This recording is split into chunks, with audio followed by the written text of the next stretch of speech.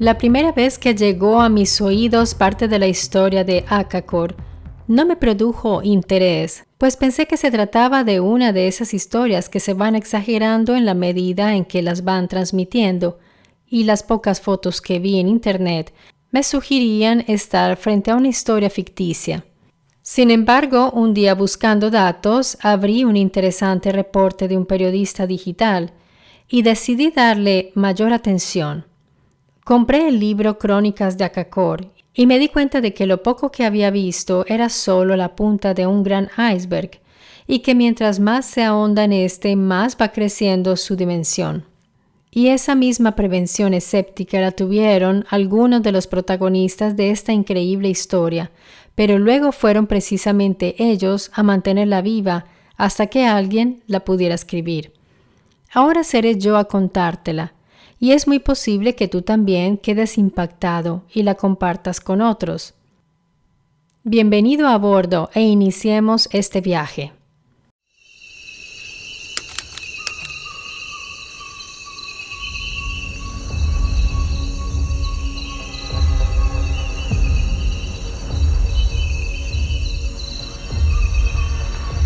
Un buen viajero explorador lleva siempre consigo un diario, y yo me pregunto si aquellos exploradores del pasado que emprendieron un viaje del cual nunca regresaron, sabían en el fondo que ese viaje sería el último que realizarían. Anotaciones del diario de viaje del jefe de expedición Antonio Filangieri di Candida, Gonzaga, que recorrió 6.000 kilómetros en la zona inexplorada del Brasil, donde desapareció el coronel Fawcett. 8 de mayo de 1957, Río Araguaia, Mato Grosso, Brasil. Nos adentraremos en una zona hasta ahora poco transitada por blancos, casi todos expertos en intentos de develar el misterio que se cela entre las impenetrables cortinas del bosque tropical. 12 de mayo.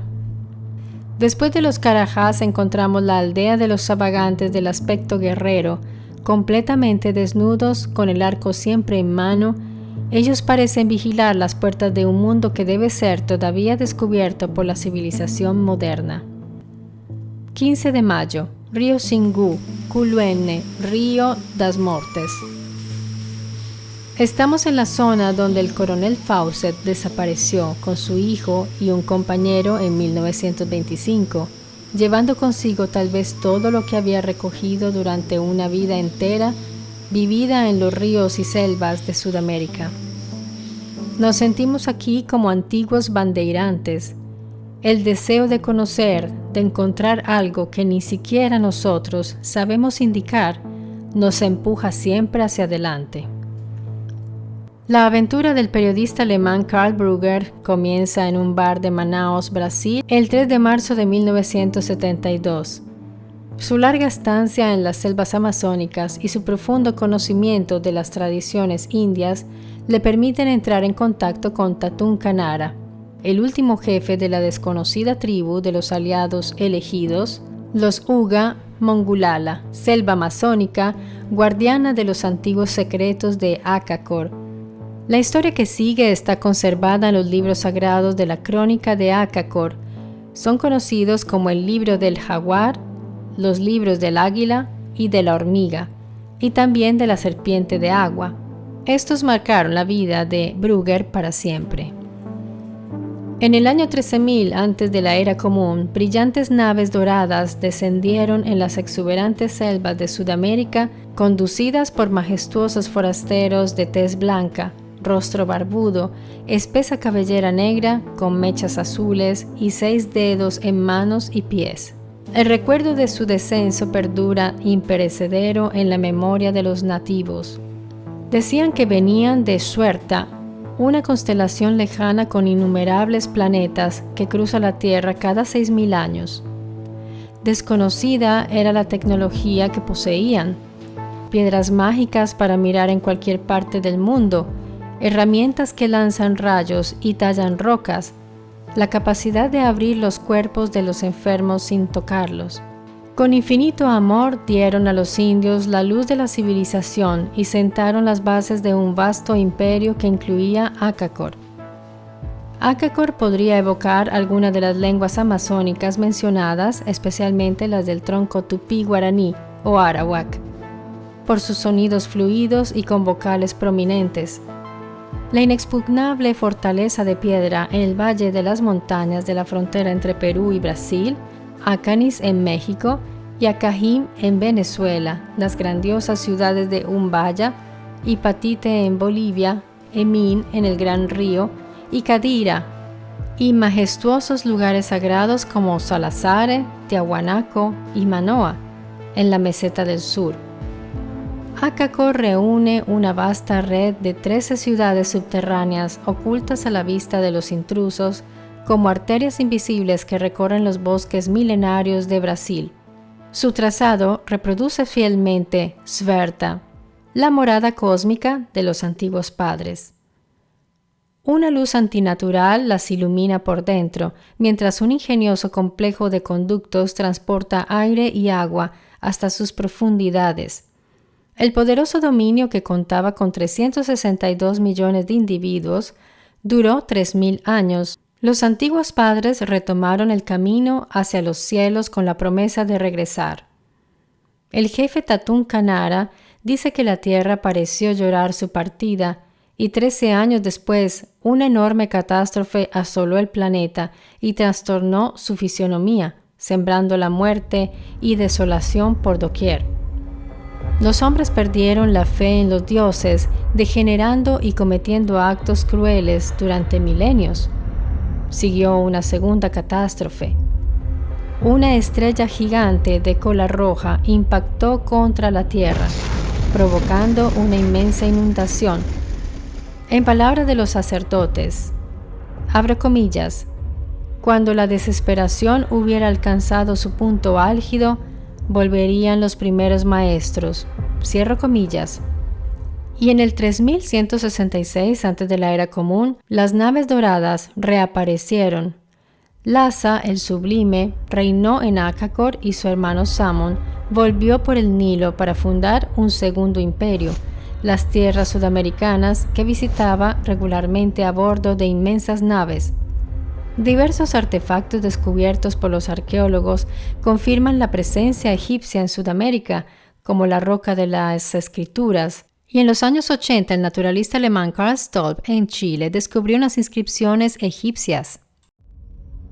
El príncipe de Acacor gobernó sabiamente reorganizando el imperio destruido y erigió nuevas ciudades como Manu, Samoa, Quín en Bolivia y Machu Picchu en Perú.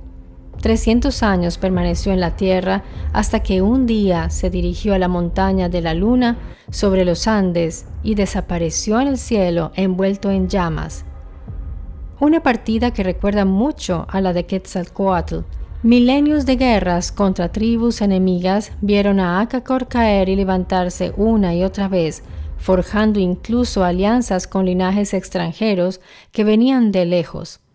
Las tradiciones Uga Mongulala hablaban de pueblos blancos como los godos que visitaron sus tierras.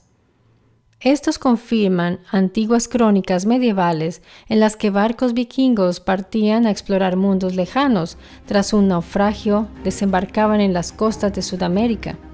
En la sierra de Ibitirutsu, Paraguay, el arqueólogo Jacques de Mailloux descubrió un peñasco lleno de caracteres rúnicos, dibujos de Drakkars, los barcos vikingos y un hombre barbudo con armadura.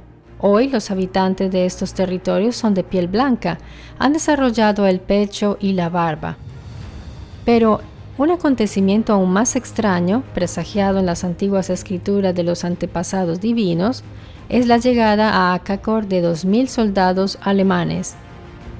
El Führer había abrazado las ideas de la Sociedad Secreta de Thule, llamada así por un lugar del Polo Norte habitado por la civilización hiperbórea, un grupo esotérico encargado de custodiar el conocimiento perdido.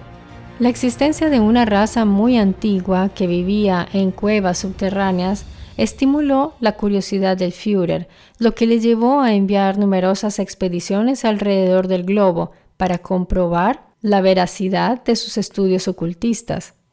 El contingente alemán que partió de Marsella rumbo a Inglaterra en 1941 a bordo de un submarino desconocía el destino y el propósito de la misión, que era entrar en contacto con la tribu de los aliados elegidos. Un relato de viaje del navegante griego Pitias de Marsalla en el siglo IV antes de la era común narra la partida de Marsalla, la antigua Marsella, para llegar a la mítica Thule, situada en los remotos hielos del extremo norte. Lo más probable es que la ciudad francesa guardara secretos esotéricos que los nazis conocían desde hacía muchísimo tiempo. La estancia de los soldados condujo a la unión de los dos pueblos, que aún viven en un número de 30.000 en la parte baja de Akakor, así como las ciudades de Boda y Kish, situadas más abajo, y la poderosa Akahim. El Templo del Sol de Akakor, custodiado por guardias armados, guarda mapas secretos redactados por los antiguos padres que muestran el cosmos de milenios atrás, con otras lunas, una isla perdida en Occidente y una tierra en el océano engullida por las olas en el transcurso de una épica batalla estelar entre dos progenies de dioses, cuyas consecuencias afectaron incluso a los planetas Marte y Venus. Los documentos también nos dicen que los señores del cielo llevaron al hombre de planeta en planeta, hasta llegar a la Tierra. El teórico nazi Hörbiger había postulado la existencia de varias lunas en las edades perdidas de la Tierra. Además, los mapas enlazan los dibujos del investigador británico David Davenport. ¿Recuerdas de quien te he hablado ya en este canal? Sobre las rutas estelares de los vimanas indios hasta nuestro planeta. Fieles a los deseos de los primeros maestros, los sacerdotes recopilaron todo el conocimiento y la historia de la tribu elegida en libros que luego se guardaron en una sala tallada en la roca dentro de las viviendas subterráneas. En ese mismo lugar, los enigmáticos dibujos de los padres divinos están grabados en verde y azul sobre un material desconocido. Dibujos que ni el agua ni el fuego pueden destruir. También yacen en las mazmorras armas similares a las alemanas que pertenecieron a los dioses, la nave espacial de Lhasa, un cilindro metálico desconocido que volaba sin alas, y un vehículo anfibio que atravesaba las montañas. El propio Tatún Kanara vio una habitación iluminada por un resplandor azul que mostraba a 4 personas, entre ellas una mujer, en animación suspendida, con 6 dedos en manos y pies, dentro de recipientes de cristal llenos de líquido. Guión de los padres Sverta. Muchos se preguntan si esta misteriosa ciudad subterránea no es solo un cuento de fantasía.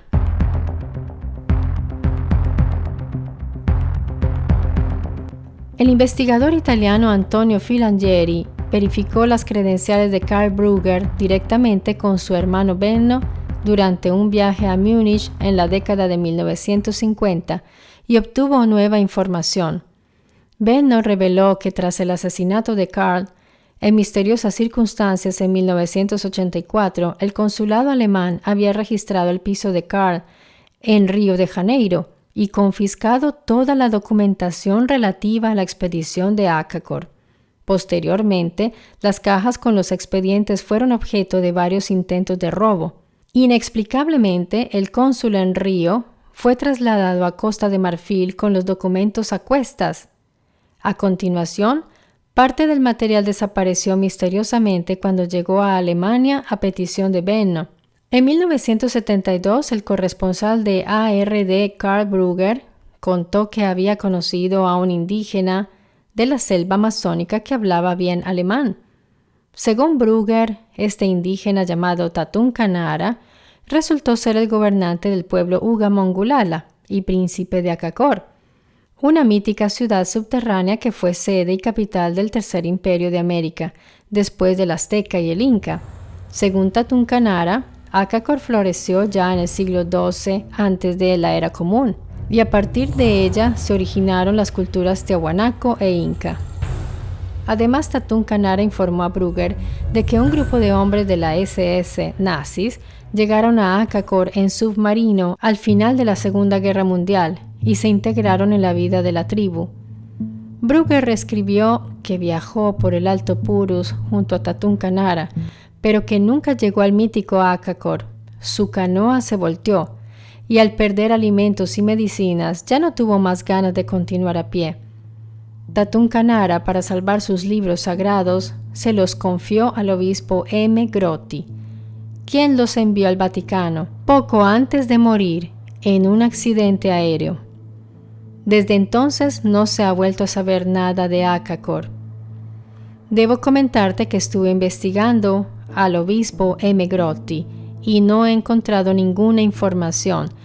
Todas las fotografías de los personajes de esta historia, por ejemplo, el obispo M. Grotti y otras personas, ya no se pueden encontrar en internet. Se puede ver que estuvieron, pero la retiraron. En la cuenca del Amazonas los mitos son tan espesos como las enredaderas y sus 2,5 millones de millas cuadradas permanecen hoy tan impermeables al orden y la lógica de la civilización como en el año 1500, cuando el explorador español Vicente Yáñez Pinzón registró haber visto el río por primera vez. Ejércitos y aventureros han buscado aquí su fortuna y su futuro, pero el Amazonas, a menudo impenetrable, no entrega tesoros ni verdades fácilmente. Durante 5 siglos muchos de los que han buscado se han ido con las manos vacías, o simplemente no se han ido en absoluto. Esta historia no ha terminado aquí. Al parecer se va haciendo más oscura como la selva. Sandy Reed cruzó 3 continentes para ir en busca de su hermano, quien fue al Amazonas en 1980 tras el rastro de Akakor y nunca más regresó. Dejó su pasaje comprado en el hotel antes de desaparecer. Sandy iba decidida y además acompañada, pues tenía miedo, ya que tenía fuertes sospechas de que Tatún Kanara tuviera algo que ver con esa desaparición. Luego se descubrió que quien se hacía llamar Tatún Kanara era en realidad un alemán llamado Günther Haug. Haug siempre declaró que Reed se había escapado en la selva y que nunca lo volvió a ver, pero se reveló que Reed no era la única persona que había desaparecido en estas expediciones. Reed desapareció en 1980. El suizo Herbert Wagner también desapareció en la selva brasileña. La alemana Christine Heuser desapareció en 1987. Y además de ellos, en 1984 fue asesinado a tiros en Río de Janeiro el periodista alemán Karl Brugger, que investigaba los misterios de Akakor, tal como te lo dije. Todos tenían un interés común en las ciudades legendarias. Espera muy pronto aquí en el canal una ampliación sobre algunos puntos interesantes de esta intrigante historia. Espero que esta historia te haya resultado interesante como a mí. Y si es así, no olvides dejar tu me gusta como apoyo a lo que hago en este canal y dejar tu comentario, tus opiniones. También puedes suscribirte si aún no lo has hecho y recibe un gran abrazo de mi parte porque muy pronto nos veremos de nuevo aquí en mi Story Channel. Hasta pronto.